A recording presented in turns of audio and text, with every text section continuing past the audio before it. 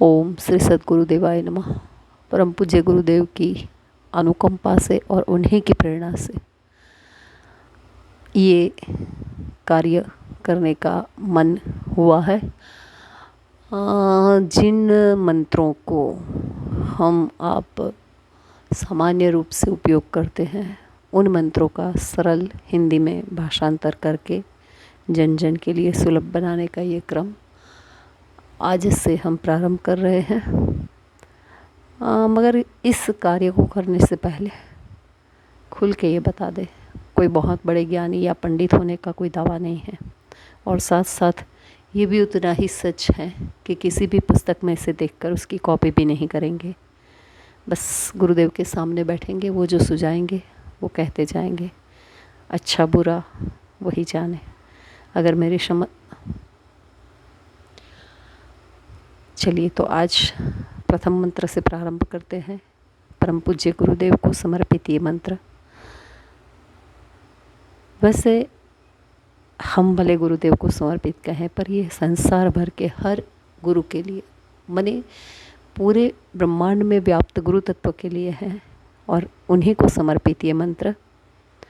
ओम अखंडानंद बोधाय शिष्य संतापहारिणे सच्चिदानंद रूपाय तस्मै श्री गुरवे नमः। अखंड आनंद बोधाय माने आनंद का बोध करने वाले पर कैसा, जो अखंड है, जो शाश्वत है।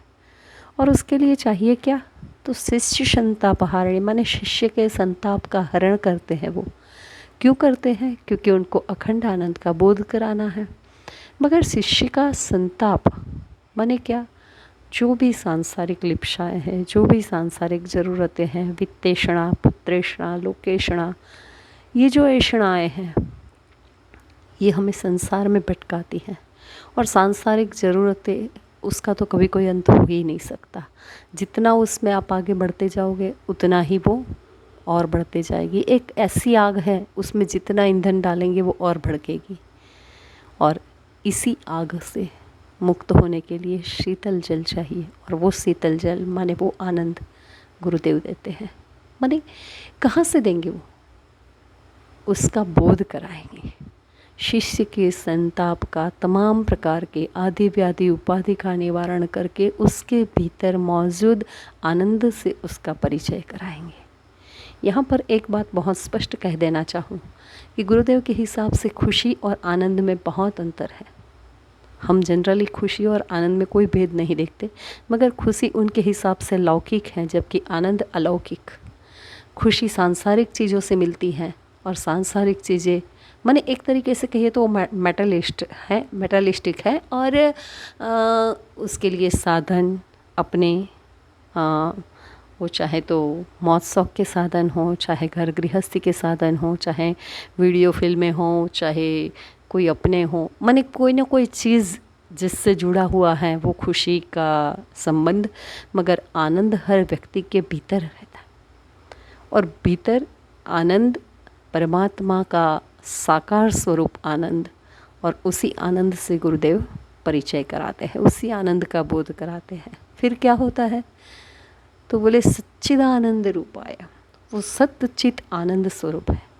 सत्य माने सत्य, इस आनंद का बोध होता है तो शिष्य के जीवन में सत्य आनंद आता है। फिर चित्त, उसके चित्त में उसका उनका निवास हो जाता है। और आनंद क्या होगा फिर? अगर जीवन में सत्य आएगा और प्रभु का अपने चित्त में निवास हो जाएगा, माने मन सांसारिक विषयों में भटकेगा नहीं, तो फिर आनंद तो स्वाभाविक है। इसका मतलब ये नहीं है कि वो हर एक को सन्यासी बनाते हैं, मगर उसका मतलब ये ज़रूर है कि वो लोभ मोह के बंधनों से मुक्त कराते हैं। संसार भर में 3 असुर जो सबको परेशान करते हैं, वो है काम, क्रोध और लोभ। और इन तीनों के बंधनों से मुक्त करा के शाश्वत आनंद का परिचय जो करा दे, वो गुरु। और ऐसे गुरु का हम नमन करते हैं। जय गुरुदेव।